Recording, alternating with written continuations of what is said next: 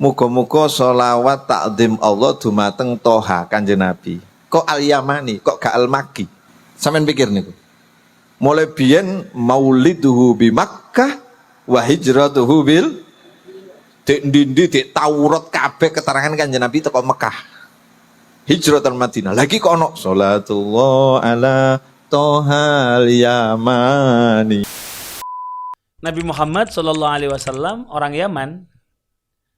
Dalam sebuah qasidahnya, Al-Habib Ali bin Muhammad bin Husain Al-Habasyi menyatakan, Salatullahi ala Toha al-Yamani syafi'il khalqi fi yaumil qiyamah. Yang artinya, semoga rahmat dari Allah senantiasa tercurah kepada Nabi Toha yang berasal dari Yaman, sang pemberi syafaat bagi seluruh makhluk kelak di hari kiamat. Beberapa orang mempermasalahkan potongan bait syair berikut ini. Karena Nabi Muhammad SAW sebagaimana kita ketahui, beliau adalah lahir di Mekah, kemudian pindah ke Madinah dan sama sekali tidak ada hubungannya dengan Yaman. Lalu kenapa beliau dinisbatkan kepada Yaman? Sebagaimana ceramah seorang kiai pada video berikut ini. Lawatan sing sampai sak mangke kula niki mikir. Iki apa iki ngono? Salatullah ala Toha al-Yamani safi'il khalqi fi yaumil qiyamah. Muga-muga sholawat takdim Allah dumateng Toha Kanjeng Nabi. Kok al-Yamani, kok gak al-Makki? Sampeyan pikir niku. Mulai biyen mauliduhu bi Makkah wa hijratuhu bil ndi dik Taurat kabeh keterangan Kanjeng Nabi teko Mekah. Hijratan Madinah. Lagi kok ono salatullah ala Toha al-Yamani. Sing bener kan? Lho sampean kok kait paham apa ya apa? Wah iki viral maneh kan arek-arek iki. Loh, kok kiai meneng ya? Apa ya? Lalu bagaimana untuk menjawab pertanyaan dan tuduhan ini? Bismillah, mari kita bahas dengan ilmu dan literasi. Siapakah yang dimaksud Toha? Al-Imam Al-Hafidh Abu Bakar Al-Baihaqi dalam sebuah kitab yang berjudul Dalail An-Nubuwah. Beliau menyatakan, Qala Abu Zakaria wali nabiyina sallallahu alaihi wasallam khamsatu asma fil Qur'an. Muhammadun wa Ahmadu wa Abdullah wa Toha wa Yasin. Beliau mengatakan, Nabi kita Shallallahu Alaihi Wasallam memiliki 5 nama di dalam Al-Quran, yaitu Muhammad, Ahmad, Abdullah, Toha, dan Yasin. Hal ini sejalan dengan apa yang dijelaskan oleh Al-Imam Makki dalam sebuah kitab yang beliau karang berjudul Al-Hidayah, yang menyatakan bahwasanya yang dimaksud Toha dalam Al-Quran surat Toha itu bermakna wahai lelaki. Maka tidak diragukan lagi, yang dikhitab oleh Allah pada ayat tersebut adalah Rasulullah Muhammad SAW. Dengan demikian, penamaan Toha ini sudah menjadi pemahaman turun-temurun dari para ulama sampai pada pemahaman orang hari ini, yaitu bahwa Toha adalah salah satu nama Rasulullah Muhammad SAW. Nabi dinisbatkan ke Yaman. Sebelum kita menuduh Al-Habib Ali bin Muhammad Al-Habasyi melakukan pembodohan publik atau melakukan kepalsuan dalam penisbatan ini, ada baiknya kita simak hadis berikut ini. Dalam sebuah hadis yang diriwayatkan oleh Al-Imam Ahmad ibn Hanbal dan juga Al-Imam Tabarani dan beberapa imam yang lainnya, yang oleh Al-Imam Al-Haythami dalam kitab beliau Majma'uz Zawaid dianggap sebagai hadis yang memiliki perawi yang siqah. Disebutkan bahwasanya Nabi Muhammad SAW bersabda, wa ana yamanin wa hadramaut khairun min banil harith wala ubali an yahlika al hayyani kilahuma fala qaila wala malika illallah. Yang artinya, aku adalah orang Yaman dan Hadramut adalah lebih baik dari Bani Haris. Namun aku tidak peduli jika dua hal ini binasa.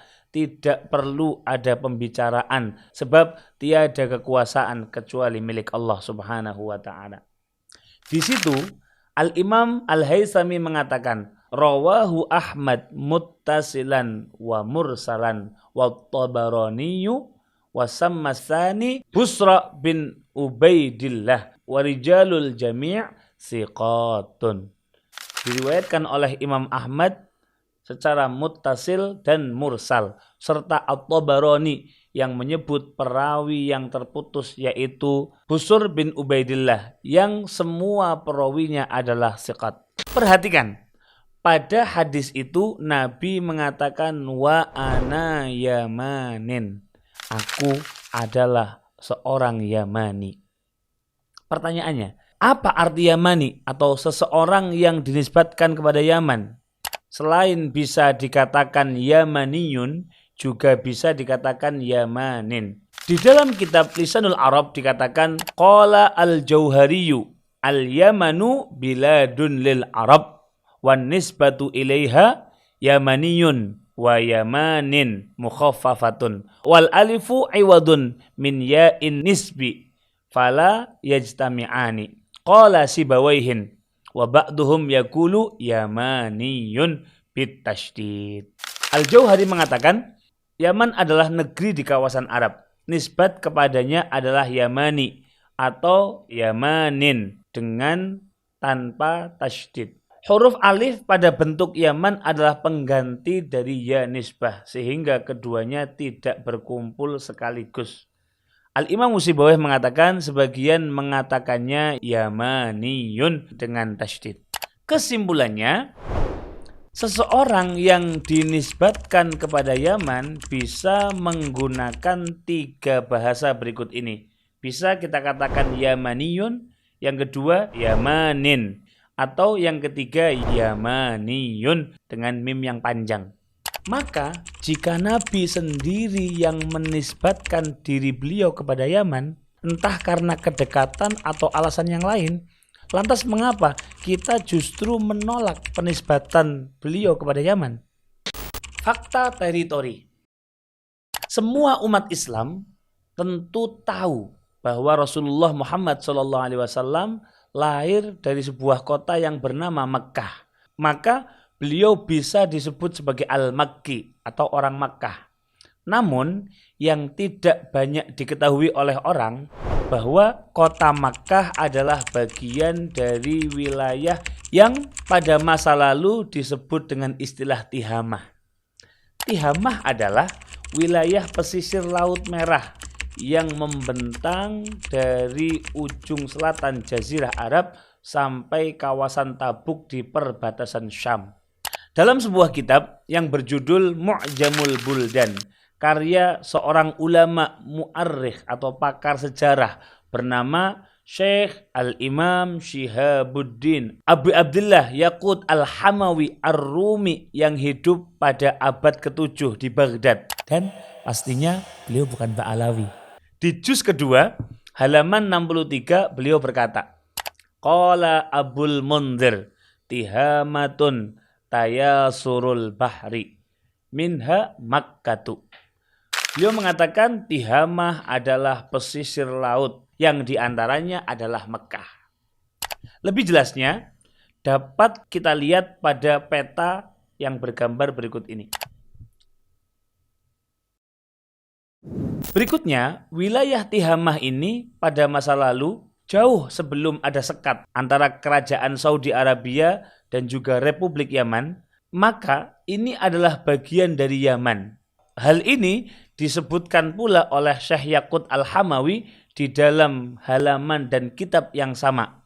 Beliau menukil penjelasan dari Al-Hafidh Al-Madaini, seorang ulama sejarawan yang hidup pada abad kedua dari Basrah. Kutipannya berikut ini. Tihamah minal Yaman wa huwa ma asharu minha ila haddin fi badiyatiha wa Makkatu min Tihamah. Al-Madaini berkata, Tihamah adalah bagian dari Yaman yang terbentang dari daerah gurun sampai batas tertentu di padang pasirnya. Dan Makkah termasuk dalam wilayah Tihamah. Jadi karena Rasulullah Shallallahu Alaihi Wasallam berasal dari Mekah dan Mekah ini bagian dari Tihamah dan Tihamah ini bagian dari Yaman, maka dapat dibenarkan apa yang dinisbatkan kepada Nabi Muhammad SAW berupa Al-Yamani. Sampel sederhananya seperti ini. Al-Fakir bernama Ajil Ubaidillah, berasal dari Banyumas. Maka sah kalau saya mengatakan Ajir Ubaidillah Al-Banyumasi. Oleh karena Banyumas adalah bagian dari Jawa, maka tidak salah juga kalau ada orang yang mengatakan Ajir Ubaidillah Al-Jawi. Oleh karena Jawa ini adalah bagian dari Indonesia, maka sah-sah saja kalau ada yang menjuluki Ajir Ubaidillah Al-Indonesi. Al-Fakir rasa serangkaian data dan fakta ini lebih dari cukup untuk mengiyakan apa yang diungkapkan oleh Al-Imam Al-Habib Ali bin Muhammad bin Husain Al-Habsyi. Yang mana beliau menyatakan semoga rahmat Allah senantiasa tercurah kepada Nabi Thaha yang berasal dari Yaman. Habib Ali bukan satu-satunya yang menisbatkan Nabi kepada Yaman. Banyak penyair dan ulama yang lain terlepas perbedaan alirannya. Ternyata Habib Ali bukanlah satu-satunya ulama yang menisbatkan Nabi kepada Yaman. Berikut ini data yang Al-Fakir temukan. Di antaranya, 1.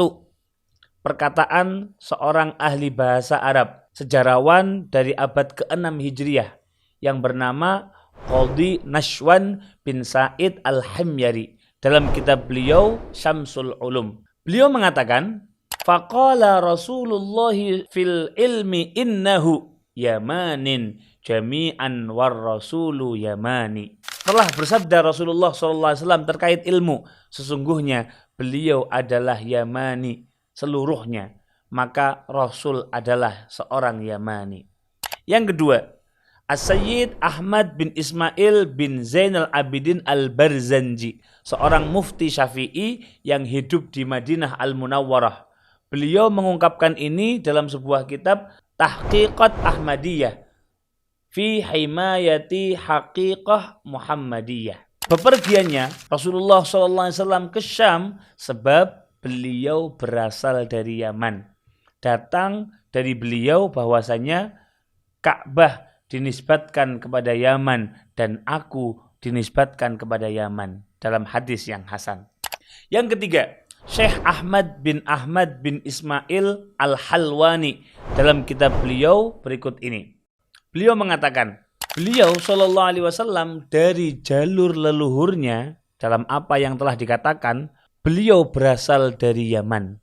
Nenek beliau, yakni istri Nabi Ismail, berasal dari suku Jurhum dan mereka adalah dari Yaman. Demikian pula nenek beliau, yakni istri Sayyid Hashim, ibu dari Sayyid Abdul Muttalib, juga berasal dari Khazraj. Mereka pun berasal dari Yaman, sebagaimana yang telah dijelaskan. Oleh sebab itu, Nabi Muhammad SAW bernasab kepada Yaman. Lantas beliau menyebutkan hadis Ahmad tersebut. Yang keempat, Sa'duddin bin Hibadillah Al-Hindi dalam kitab beliau Simtu Jawahir Faraidin Nuhur Nadadul Madhi Ba'da Riqqati Tashbibi Biwasfir Rasuli Thahal Yamani, yang artinya rangkaian pujian setelah kelembutan ungkapan rindu dan menggambarkan Rasul Thaha al-Yamani. Stop saling mencurigai. Teman-teman sekalian, Arab, Yaman, Indonesia, dan semua bangsa yang ada di dunia ini tentu memiliki kelebihan yang luar biasa. Tetapi sebagai kodratnya, kita manusia biasa, tentu semuanya memiliki kekurangan. Terlepas dari narasi Arab ataupun Yaman yang entah siapa yang memulai ini semua, barangkali sebagai umat Islam kita perlu jujur dan objektif mengakui bahwasanya Arab dan Yaman memang memiliki kelebihan yang secara eksplisit disebutkan oleh Rasulullah Muhammad SAW. Al-Fakir pernah membahasnya pada video berikut ini. Tentu, kelebihan ini bukan untuk dibangga-banggakan oleh penduduknya hingga merendahkan bangsa dan kabilah yang lainnya. Apalagi menjadi pembenaran atas semua yang terjadi di sana. Pada akhirnya, kita semua harus menyadari bahwa semua keberagaman ini adalah sunnatullah yang semestinya kita sikapi secara dewasa, bukan dengan saling curiga, apalagi merendahkan mereka yang berbeda. Tanggung jawab dakwah ini terlalu berat jika hanya disangga oleh satu suku, satu bangsa, satu ormas, atau satu metode saja.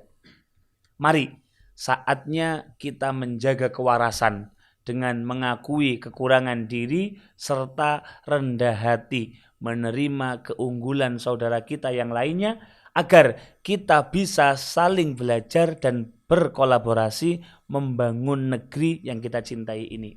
Saudaraku, Indonesia terlalu luas untuk kita arungi sendiri. Mari berkolaborasi. Demikian, Assalamualaikum warahmatullahi wabarakatuh.